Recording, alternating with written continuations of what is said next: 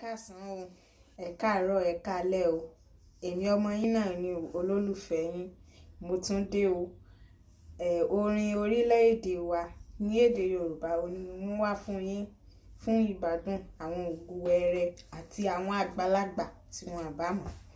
Orin náà wá lọ báyìí pé dìde ẹ̀yin ará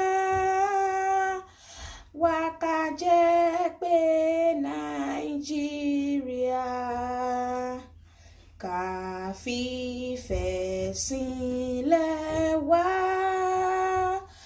pẹ̀lú okun àti ìgbàgbọ́ kí iṣẹ́ àwọn akọni wa kó má ṣe já sásán ká sìn tọkàntara ilẹ̀ tómìnira wa àlàáfíà sọ́dọ̀kan.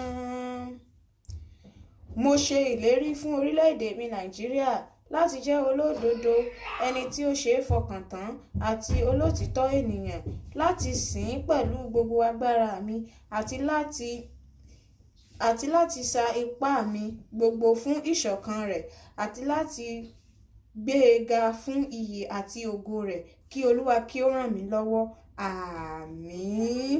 Mo lérò pé eléyìí yóò ran àwọn ògùwẹrẹ wa lọ́wọ́. Ẹ ṣé púpọ̀.